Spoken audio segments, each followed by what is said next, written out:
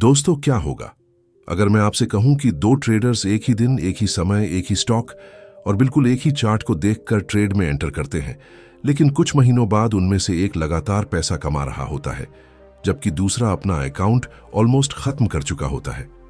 हैरानी की बात यह है कि दोनों के पास एक जैसी इंफॉर्मेशन थी, एक जैसा मार्केट था और एक जैसी अपॉर्चुनिटी थी। फिर ऐसा क्या हुआ जिसने उनकी किस्मत को पूरी तरह अलग कर दिया? क्या फर्क स्ट्रैटेजी में था?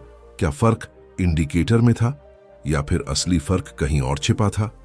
ट्रेडिंग की दुनिया में ज्यादातर लोग सोचते हैं कि सफलता का राज परफेक्ट सेटअप, सीक्रेट स्ट्रैटेजी या विनिंग इंडिकेटर में है, लेकिन सच्चाई इससे कहीं ज्यादा गहरी और असहज है। मार्केट में आपकी सबसे बड़ी ताकत आपका एनालिसिस नहीं, बल्कि आपका माइंडसेट होता है। एक गरीब सोच वाला ट्रेडर हर ट्रेड में सर्टेनिटी ढूंढता है, लॉसेस से डरता है, प्रॉफिट्स को जल्दी बुक करता है और इमोशंस के आधार पर फैसले लेता है।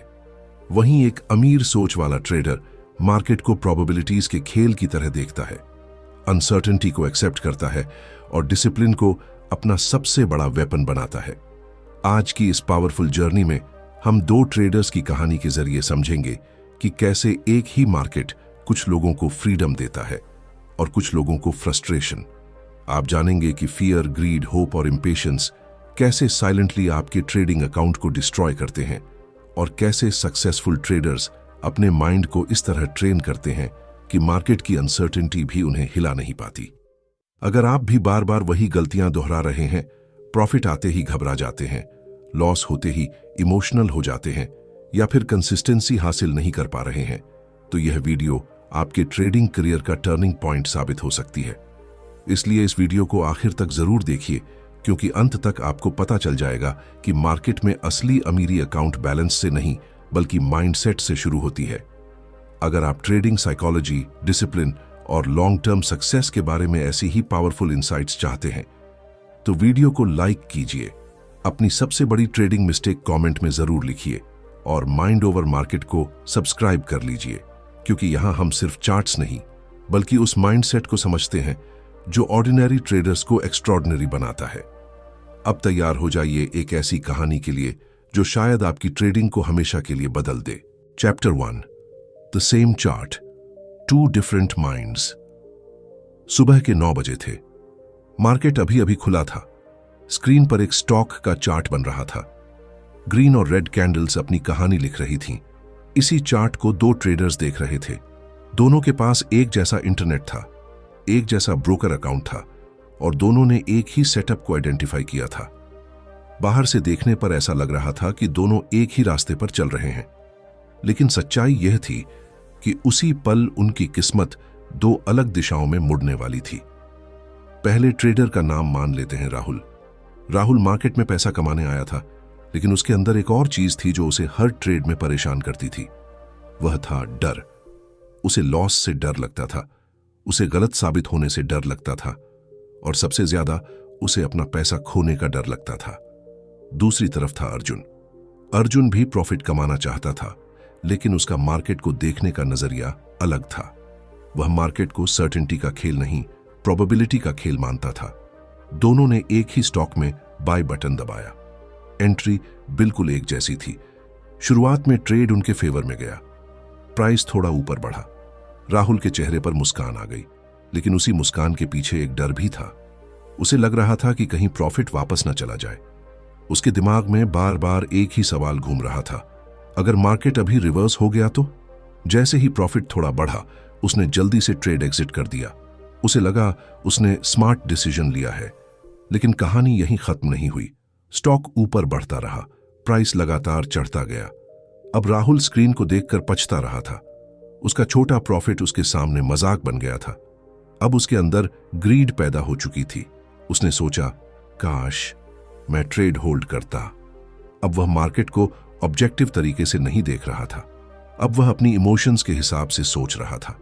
उधर अर्जुन भी उसी ट्रेड में था। प्राइस ऊपर जा रहा था, लेकिन उसके चेहरे पर कोई एक्साइटमेंट नहीं थी। वह हर कैंडल को सेलिब्रेट नहीं कर रहा था। उसने पहले ही अपना प्लान बना लिया था। उसे पता था कि मार्केट में कुछ भी हो सकता है। अगर टारगेट आएगा तो प्रॉफिट मिलेगा, अगर स्टॉप लॉस हिट होगा तो वह लॉस एक्सेप्ट करेगा उसके लिए यह सिर्फ एक ट्रेड था, जिंदगी का फैसला नहीं। यही वह जगह है जहां पुअर माइंड और रिच माइंड का फर्क शुरू होता है। पुअर माइंड वाला ट्रेडर हर ट्रेड को अपनी वैल्यू से जोड़ देता है। अगर ट्रेड प्रॉफिट देता है तो वह खुद को जीनियस समझता है। अगर ट्रेड लॉस देता है तो उसे लगता है कि वह फेलियर है। उसका कॉन्फिडेंस मार्केट की हर कैंडल के साथ ऊपर नीचे होता रहता है। वह मार्केट को कंट्रोल करना चाहता है। वह चाहता है कि हर ट्रेड सही निकले, लेकिन मार्केट किसी की इच्छा से नहीं चलता। रिच माइंड वाला ट्रेडर अलग सोचता है। वह जानता है कि एक ट्रेड कुछ भी प्रूव नहीं करता। एक लॉस उसे लूजर नहीं बनाता और एक विन उसे मास्टर ट्रेडर नहीं बना देती। उसका फोकस रिजल्ट पर नहीं, प्रोसेस पर होता है। वह मार्केट से लड़ता नहीं है, वह मार्केट के साथ फ्लो करता है। कुछ देर बाद मार्केट अचानक रिवर्स हुआ। प्राइस तेजी से नीचे गिरने लगा। राहुल को लगा कि उसने जल्दी एग्जिट करके बहुत बड़ा नुकसान बचा लिया, लेकिन फिर उसके अंदर ओवर कॉन्फिडेंस आ गया। उसने बिना प्लान के एक नई एंट्री ले ली। अब वह रिवेंज और एक्साइटमेंट के मिक्स इमोशन में ट्रेड कर रहा था। दूसरी तरफ अर्जुन ने सिर्फ अपने रूल्स फॉलो किए। उसे मार्केट की डायरेक्शन से ज्यादा अपने डिसिप्लिन की चिंता थी। धीरे धीरे एक बात साफ होने लगी। दोनों ट्रेडर्स एक ही चार्ट देख रहे थे, लेकिन उनका असली खेल चार्ट पर नहीं, उनके दिमाग के अंदर चल रहा था। एक ट्रेडर कैंडल्स को देख रहा था, दूसरा प्रोबेबिलिटीज को। एक ट्रेडर इमोशंस के पीछे भाग रहा था, दूसरा प्रोसेस पर भरोसा कर रहा था। और यही छोटा सा फर्क आने वाले समय में इतना बड़ा बनने वाला था कि दोनों की ट्रेडिंग जर्नी पूरी तरह बदल जाएगी। लेकिन अभी असली परीक्षा शुरू भी नहीं हुई थी, क्योंकि मार्केट जल्द ही उन्हें ऐसी सिचुएशन में डालने वाला था जहां फियर और होप की असली ताकत सामने आने वाली थी। Chapter 2, the prison of fear and hope. एक अजीब सच है जिसे ज्यादातर ट्रेडर्स कभी समझ नहीं पाते। मार्केट उनका पैसा नहीं लेता, उनकी इमोशंस लेती हैं। और जब इमोशंस कंट्रोल ले लेती हैं, तब इंसान खुद अपने अकाउंट का सबसे बड़ा दुश्मन बन जाता है। राहुल की कहानी अब उसी मोड़ पर पहुंच चुकी थी। कुछ दिनों तक उसे लगा कि वह मार्केट को समझने लगा है। कभी प्रॉफिट मिलता, कभी लॉस होता, लेकिन उसके अंदर एक डेंजरस बिलीफ पैदा हो चुका था। उसे लगने लगा था कि हर ट्रेड में उसे सही होना चाहिए, और यहीं से उसकी असली परेशानी शुरू हुई। एक दिन उसे एक नया सेटअप दिखाई दिया। चार्ट साफ था, एंट्री भी अच्छी लग रही थी। उसने कॉन्फिडेंस के साथ ट्रेड लिया, लेकिन इस बार मार्केट उसके खिलाफ जाने लगा। प्राइस धीरे धीरे नीचे गिरने लगा। शुरुआत में राहुल ने खुद को समझाया कि यह नॉर्मल पुलबैक है, लेकिन जैसे जैसे लॉस बढ़ने लगा, उसके दिल की धड़कन भी बढ़ने लगी। अब उसका पूरा ध्यान चार्ट पर था। हर रेड कैंडल उसके अंदर डर पैदा कर रही थी। यहीं फियर ने एंट्री ली। उसने स्टॉप लॉस लगाया था, लेकिन अब उसे स्टॉप लॉस दुश्मन जैसा लग रहा था। उसे लग रहा था कि अगर स्टॉप लॉस हिट हो गया तो उसका पैसा चला जाएगा। इसलिए उसने स्टॉप लॉस थोड़ा और नीचे कर दिया, फिर थोड़ा और नीचे, फिर थोड़ा और। वह लॉस एक्सेप्ट नहीं करना चाहता था। उसे उम्मीद थी कि मार्केट वापस ऊपर आएगा, और यहीं होप ने भी एंट्री ले ली। फियर और होप दोनों मिलकर राहुल के खिलाफ काम कर रहे थे। फियर उसे लॉस एक्सेप्ट नहीं करने दे रहा था, होप उसे रियलिटी देखने नहीं दे रही थी। अब वह ट्रेडर नहीं रहा था, वह सिर्फ एक इंसान बन गया था जो अपनी गलती को सही साबित करना चाहता था। प्राइस और नीचे गिर गया। अब उसका छोटा लॉस बड़ा लॉस बन चुका था। लेकिन अजीब बात यह थी कि जितना बड़ा लॉस होता गया, उतना ही ज्यादा वह ट्रेड को होल्ड करता गया, क्योंकि अब लॉस इतना बड़ा हो चुका था कि उसे बुक करने की हिम्मत नहीं थी। वह स्क्रीन को घूर रहा था और मन ही मन कह रहा था, बस थोड़ा ऊपर आ जाए, मैं निकल जाऊंगा। लेकिन मार्केट को उसकी विशेष से कोई फर्क नहीं पड़ता था। उधर अर्जुन भी उसी दिन ट्रेड कर रहा था। उसके एक ट्रेड में स्टॉप लॉस हिट हो गया, लॉस हुआ, लेकिन उसके चेहरे पर कोई फ्रस्ट्रेशन नहीं थी। उसने बस ट्रेड क्लोज किया और अगली अपॉर्चुनिटी का इंतजार करने लगा, क्योंकि वह पहले से जानता था कि लॉस ट्रेडिंग बिजनेस का हिस्सा है। वह हर ट्रेड को इंडिविजुअल इवेंट की तरह देखता था। उसके लिए एक लॉस सिर्फ स्टैटिस्टिक्स का हिस्सा था, पर्सनल अटैक नहीं। यही रिच माइंड की सबसे बड़ी ताकत होती है। पुअर माइंड सर्टेनिटी चाहता है, वह चाहता है कि मार्केट उसकी बात माने। रिच माइंड अनसर्टेनिटी एक्सेप्ट करता है। उसे पता है कि कोई भी सेटअप 100% विन नहीं दे सकता। इसलिए वह लॉसेस से भागता नहीं, उन्हें प्रोसेस का हिस्सा मानता है। कुछ दिनों बाद राहुल का अकाउंट धीरे धीरे कमजोर होने लगा। सबसे बड़ा नुकसान पैसे का नहीं था, सबसे बड़ा नुकसान उसके कॉन्फिडेंस का था। अब वह हर ट्रेड से डरने लगा था। जब भी अच्छी अपॉर्चुनिटी आती, वह एंट्री लेने से पहले 10 बार सोचता। अगर एंट्री लेता भी तो थोड़ा प्रॉफिट आते ही बाहर निकल जाता। उसे डर था कि कहीं प्रॉफिट भी लॉस में न बदल जाए। धीरे धीरे उसकी ट्रेडिंग फियर ड्रिवन बन गई। दूसरी तरफ अर्जुन लॉसेस के बावजूद स्टेबल था, क्योंकि उसका कॉन्फिडेंस रिजल्ट से नहीं, रूल्स से आता था। उसे पता था कि अगर वह सही प्रोसेस फॉलो करता रहेगा तो लॉन्ग टर्म में प्रोबेबिलिटीज उसके फेवर में काम करेंगी। लेकिन राहुल अब एक ऐसे प्रिजन में फंस चुका था जहां से निकलना आसान नहीं था। फियर उसे एक्शन लेने से रोक रहा था, होप उसे गलत ट्रेड्स छोड़ने नहीं दे रही थी, और सबसे खतरनाक बात यह थी कि उसे लग रहा था कि उसकी समस्या मार्केट है, जबकि असल समस्या उसके अपने माइंड के अंदर थी। फिर एक दिन ऐसा आया जब मार्केट ने दोनों ट्रेडर्स के सामने एक ऐसा मौका रखा जो उनकी सोच की असली परीक्षा लेने वाला था। यह सिर्फ एक ट्रेड नहीं था, यह फैसला करने वाला था कि कौन इमोशंस का गुलाम रहेगा और कौन प्रोबेबिलिटीज का मालिक बनेगा। Chapter 3, the probability thinker. कल्पना कीजिए कि आपको एक ऐसा खेल खेलने का मौका मिले जिसमें 10 में से सिर्फ 6 बार जीत मिलती हो और 4 बार हार।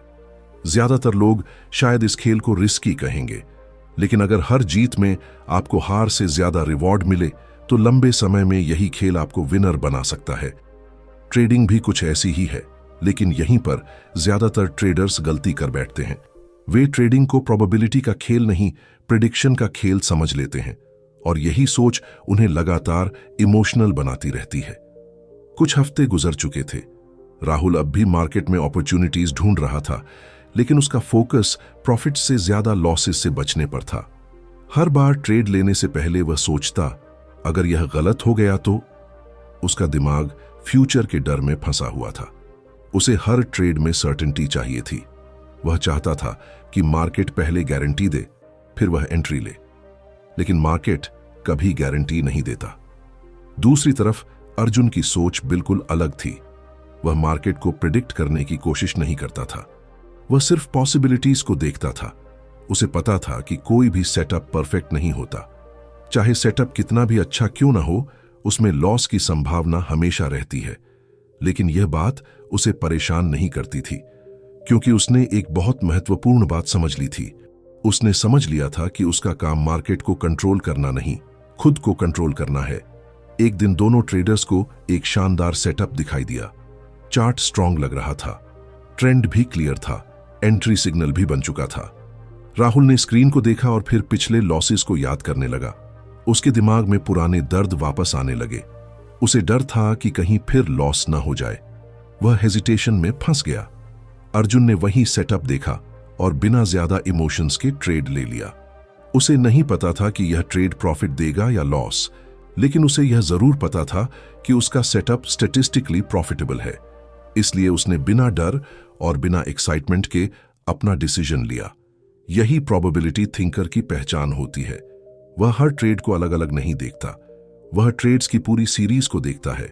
उसे पता है कि अगर वह 100 ट्रेड्स लेगा तो कुछ जीतेंगे और कुछ हारेंगे, लेकिन अगर उसका एज मजबूत है और डिसिप्लिन कायम है तो लॉन्ग टर्म में रिजल्ट उसके फेवर में होगा। कुछ समय बाद मार्केट अचानक नीचे गिर गया। अर्जुन का स्टॉप लॉस हिट हो गया, ट्रेड लॉस में बंद हो गया, लेकिन उसकी रिएक्शन देखकर कोई भी हैरान हो सकता था। उसने न गुस्सा किया, न फ्रस्ट्रेशन दिखाई। उसने बस अपने जर्नल में ट्रेड नोट किया और अगले अवसर की तैयारी करने लगा। क्यों? क्योंकि उसके लिए लॉस कोई सरप्राइज नहीं था। लॉस पहले से उसके प्लान का हिस्सा था। उधर राहुल ने ट्रेड लिया ही नहीं था। जब उसने देखा कि मार्केट नीचे गिर गया है तो उसे खुशी हुई कि उसने एंट्री नहीं ली। लेकिन कुछ देर बाद मार्केट ने जोरदार रिवर्सल किया और तेजी से ऊपर भागने लगा। अब राहुल पछताने लगा। अब उसे लग रहा था कि उसने एक बड़ा मौका खो दिया। यही इमोशनल साइकिल होती है, पहले फियर, फिर रिलीफ, फिर रिग्रेट, और यह साइकिल बार बार दोहराई जाती है। रिच माइंड इस साइकिल से बाहर निकल जाता है क्योंकि वह इमोशंस के बजाय प्रोबेबिलिटीज पर भरोसा करता है। उसे पता होता है कि एक मिस्ड ट्रेड, एक लॉस ट्रेड या एक विनिंग ट्रेड उसकी डेस्टिनी तय नहीं करता। डेस्टिनी हजारों डिसिप्लिन डिसीजंस मिलकर बनाते हैं। धीरे धीरे अर्जुन के अंदर एक नई शक्ति विकसित होने लगी थी। वह शक्ति कॉन्फिडेंस की थी, लेकिन यह कॉन्फिडेंस प्रॉफिट से नहीं आया था। यह कॉन्फिडेंस सर्टेनिटी छोड़ने से आया था। जितना ज्यादा उसने अनसर्टेनिटी को एक्सेप्ट किया, उतना ही ज्यादा उसका माइंड शांत होता गया। राहुल अभी भी मार्केट से आंसर्स मांग रहा था। अर्जुन ने आंसर्स मांगना बंद कर दिया था। वह सिर्फ प्रोसेस फॉलो कर रहा था, और यहीं से दोनों के रास्ते और ज्यादा अलग होने लगे, क्योंकि मार्केट अब उन्हें एक ऐसी चुनौती देने वाला था जहां स्ट्रैटेजी से ज्यादा कैरेक्टर की जरूरत थी। लॉसेस की एक लंबी सीरीज आने वाली थी, और वही तय करने वाली थी कि कौन ट्रेडर अपने रूल्स पर टिकेगा और कौन प्रेशर के सामने टूट जाएगा। Chapter 4, when the market tests character. Her trader को प्रॉफिट्स पसंद होते हैं। जब अकाउंट बढ़ता है, कॉन्फिडेंस बढ़ता है। जब ट्रेड्स जीतने लगते हैं, खुद पर भरोसा मजबूत होता है। लेकिन मार्केट की असली परीक्षा विनिंग स्ट्रीक में नहीं होती। असली परीक्षा तब होती है जब लगातार लॉसेस आने लगते हैं, क्योंकि प्रॉफिट के समय डिसिप्लिन दिखाना आसान है, लेकिन लॉस के समय डिसिप्लिन बनाए रखना ही कैरेक्टर की असली पहचान है। और अब राहुल और अर्जुन दोनों उसी परीक्षा के सामने खड़े थे। कुछ दिनों तक मार्केट का बिहेवियर बदल गया। जो सेटअप्स पहले अच्छे रिजल्ट्स दे रहे थे, अब फेल होने लगे। ट्रेंड बार बार टूट रहा था। ब्रेकआउट्स ट्रैप बन रहे थे। सिग्नल्स आ रहे थे, लेकिन फॉलो थ्रू नहीं मिल रहा था। यह वह फेज था जिससे हर ट्रेडर कभी ना कभी गुजरता है। राहुल ने पहला लॉस लिया, फिर दूसरा, फिर तीसरा। शुरुआत में उसने खुद को समझाया कि यह नॉर्मल है, लेकिन चौथे और पांचवें लॉस के बाद उसका कॉन्फिडेंस हिलने लगा। अब उसे अपनी स्ट्रैटेजी पर शक होने लगा था। वह सोचने लगा, शायद यह सेटअप काम नहीं करता, शायद मुझे कोई नई स्ट्रैटेजी ढूंढनी चाहिए। यहीं अधिकांश ट्रेडर्स हार जाते हैं। वे मार्केट की टेम्पोररी कंडीशन को परमानेंट रियलिटी समझ लेते हैं। वे प्रोसेस को नहीं, रिजल्ट को जज करते हैं। और फिर शुरू होता है स्ट्रेटजी हॉपिंग का खेल। एक इंडिकेटर छोड़कर दूसरा इंडिकेटर, एक सेटअप छोड़कर दूसरा सेटअप, एक मेथड छोड़कर दूसरा मेथड। राहुल भी अब उसी रास्ते पर चल पड़ा था। उसने अपनी ट्रेडिंग रूल्स बदलना शुरू कर दिया। कभी स्टॉप लॉस छोटा कर देता, कभी बड़ा। कभी जल्दी एंट्री ले लेता, कभी सिग्नल आने के बाद भी वेट करता। उसके डिसीजंस रूल्स से नहीं, इमोशन से आने लगे थे। उसे लग रहा था कि वह प्रॉब्लम सॉल्व कर रहा है, लेकिन असल में वह प्रॉब्लम को और बड़ा बना रहा था। दूसरी तरफ अर्जुन भी लॉसेस फेस कर रहा था। उसके भी कई ट्रेड्स स्टॉप लॉस में बंद हुए। उसके अकाउंट में भी ड्रॉडाउन आया, लेकिन उसके बिहेवियर में कोई बड़ा बदलाव नहीं आया। उसने अपने जर्नल को खोला, उसने अपने ट्रेड्स रिव्यू किए, उसने चेक किया कि कहीं उसने रूल्स तो नहीं तोड़े। जब उसे पता चला कि उसने प्रोसेस सही फॉलो किया था, तो उसने स्ट्रैटेजी बदलने के बजाय पेशेंस बनाए रखा। यही रिच माइंड की सबसे बड़ी खूबी है। वह टेम्पोररी पेन के कारण लॉन्ग टर्म प्लान नहीं बदलता। अर्जुन जानता था कि अगर किसी स्ट्रैटेजी का हिस्टोरिकल एज है, तो लॉसेस की सीरीज भी उस जर्नी का हिस्सा होगी। उसे यह भी पता था कि मार्केट हमेशा एक जैसा नहीं रहता। कभी ट्रेंड स्ट्रांग होता है, कभी रेंज मार्केट होती है। लेकिन उसका काम मार्केट की हर मूवमेंट पर रिएक्ट करना नहीं था। उसका काम अपने एज को डिसिप्लिन के साथ एग्जीक्यूट करना था। दिन गुजरते गए। राहुल अब फ्रस्ट्रेशन में जी रहा था। हर लॉस उसके अंदर गुस्सा भर देता। कई बार वह रिवेंज ट्रेडिंग करने लगता। एक लॉस रिकवर करने के लिए 2 ट्रेड लेता, 2 लॉसेस रिकवर करने के लिए 4 ट्रेड लेता। जितना ज्यादा वह कंट्रोल पाने की कोशिश करता, उतना ही ज्यादा कंट्रोल खोता जाता। एक शाम उसने अपने अकाउंट को देखा। उसे एहसास हुआ कि उसका सबसे बड़ा नुकसान लॉसेस नहीं थे, उसका सबसे बड़ा नुकसान डिसिप्लिन था। उसने अपनी सारी रूल्स तोड़ दी थी, और जब रूल्स टूट जाते हैं तो स्ट्रैटेजी चाहे कितनी भी अच्छी हो, रिजल्ट खराब ही आता है। उधर अर्जुन का अकाउंट भी परफेक्ट नहीं था, लेकिन उसका माइंड स्टेबल था। वह हर दिन मार्केट में आता, अपने सेटअप का इंतजार करता, ट्रेड लेता, रिजल्ट एक्सेप्ट करता और आगे बढ़ जाता। उसने मार्केट को अपनी इमोशंस कंट्रोल करने की परमिशन नहीं दी थी। धीरे धीरे मार्केट कंडीशंस फिर बदलने लगी। जो सेटअप्स पहले फेल हो रहे थे, वे अब काम करने लगे। अपॉर्चुनिटीज वापस आने लगी, लेकिन अब एक बड़ा फर्क पैदा हो चुका था। अर्जुन अभी भी गेम में था। राहुल मेंटली टूट चुका था। और ट्रेडिंग में सबसे बड़ा एडवांटेज हमेशा उसी के पास होता है जो लंबे समय तक गेम में बना रहता है। मार्केट ने दोनों ट्रेडर्स को एक ही चैलेंज दिया था। लॉसेस दोनों को मिले थे, पेन दोनों ने महसूस किया था, लेकिन एक ने अपने कैरेक्टर को मजबूत बनाया, जबकि दूसरे ने अपनी इमोशंस को कंट्रोल सौंप दिया।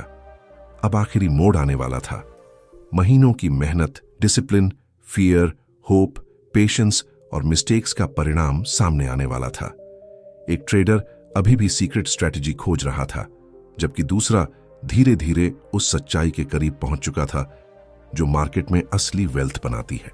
और जब दोनों की जर्नी का परिणाम सामने आएगा, तब यह साफ हो जाएगा कि एक ही चार्ट देखने वाले दो ट्रेडर्स की डेस्टिनी इतनी अलग क्यों बन गई।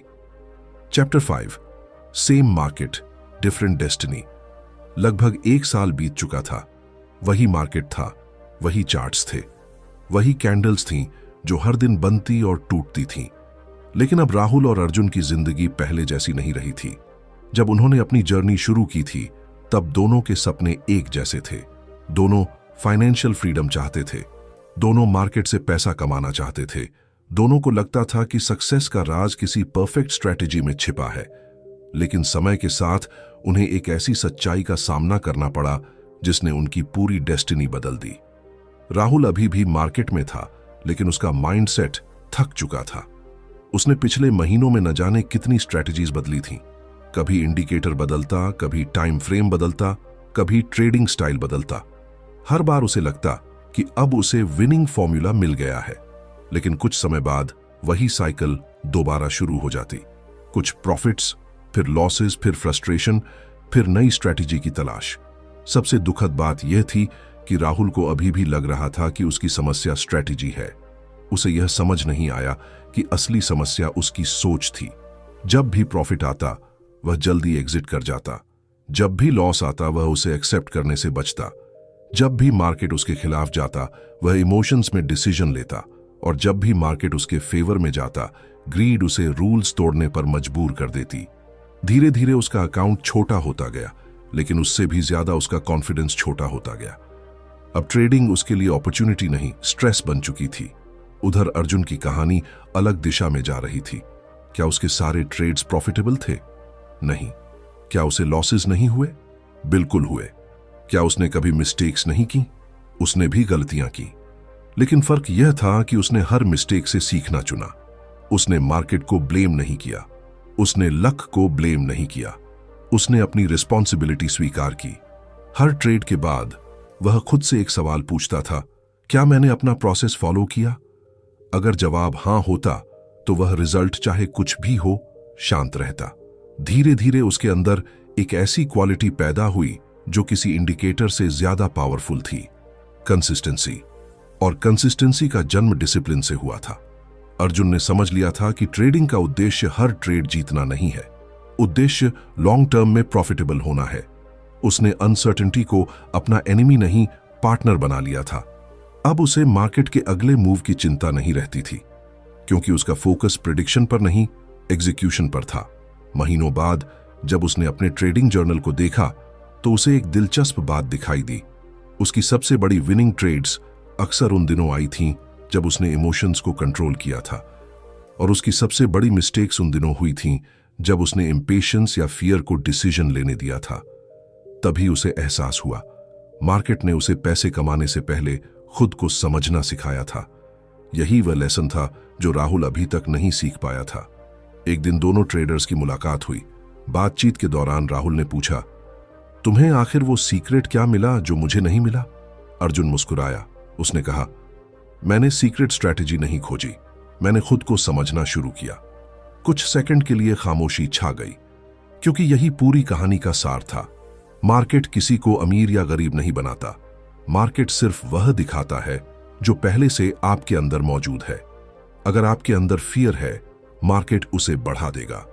अगर आपके अंदर ग्रीड है, मार्केट उसे सामने ले आएगा। अगर आपके अंदर डिसिप्लिन है, मार्केट उसे रिवॉर्ड करेगा। और अगर आपके अंदर पेशेंस है, मार्केट समय के साथ उसका मूल्य जरूर चुकाएगा। इस कहानी में चार्ट एक ही था, अपॉर्चुनिटी एक ही थी, मार्केट भी एक ही था, लेकिन डेस्टिनी अलग थी। क्यों? क्योंकि राहुल गरीब माइंडसेट के साथ ट्रेड कर रहा था। वह सर्टेनिटी चाहता था, शॉर्टकट्स चाहता था और इमोशंस के आधार पर फैसले लेता था, जबकि अर्जुन रिच माइंडसेट के साथ ट्रेड कर रहा था। वह प्रोबेबिलिटीज पर भरोसा करता था, प्रोसेस को फॉलो करता था और लॉसेस को बिजनेस एक्सपेंस की तरह एक्सेप्ट करता था। और शायद अब सबसे महत्वपूर्ण सवाल यह नहीं है कि राहुल और अर्जुन में क्या फर्क था। सबसे महत्वपूर्ण सवाल यह है कि जब आप अगली बार चार्ट खोलेंगे तो आपके अंदर कौन बैठा होगा, फियर वाला ट्रेडर या प्रोबेबिलिटी वाला ट्रेडर? क्योंकि अंत में मार्केट आपकी स्ट्रैटेजी से पहले आपके माइंडसेट को रिवॉर्ड करता है। और जिस दिन आप यह बात सच में समझ जाएंगे, उसी दिन आपकी ट्रेडिंग जर्नी की असली शुरुआत होगी।